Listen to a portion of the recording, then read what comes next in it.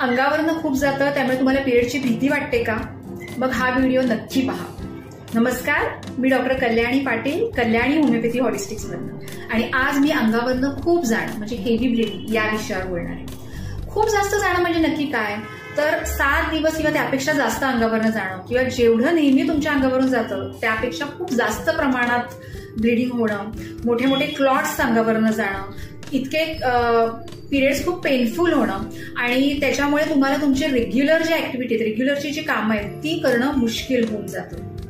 कधी कधी रात्री पण उठून तुम्हाला पॅड चेंज करायला लागतो. तुम्हाला अतिशय जास्त थकवा येतो. काही काम रेग्युलरची जी तुमची कामं आहेत ती करता येत नाही किंवा धाप लागते थकव्यामुळे.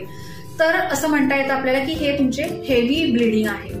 तर ह्याची कारणं काय असतात? तर ह्याची कारणं जी आहेत ती एकतर गर्भाशयाशी रिलेटेड असतात, अंडाशय म्हणजे ओव्हरीशी रिलेटेड असतात किंवा मग हॉर्मोनल इम्बॅलन्स असतो किंवा कॅन्सर किंवा ब्लिडिंग डिसऑर्डर्स असे काही आजार असतात ज्यामध्ये सुद्धा तुम्हाला खूप जास्त प्रमाणामध्ये अंगावरनं जाऊ शकतो.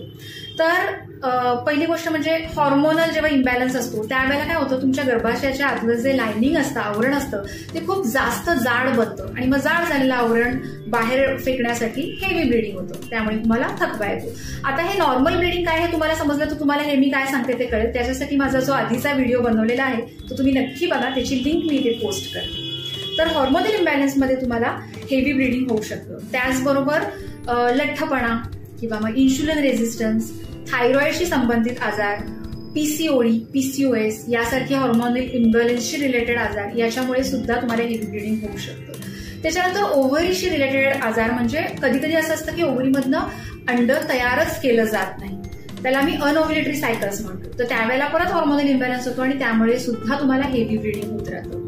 त्याचबरोबर फायब्रॉइड किंवा मग पॉलिप्स म्हणजे छोटे छोटे मांसाचे ग्रोथ्स असतात ट्युमर सारख्या गर्भाशयामध्ये.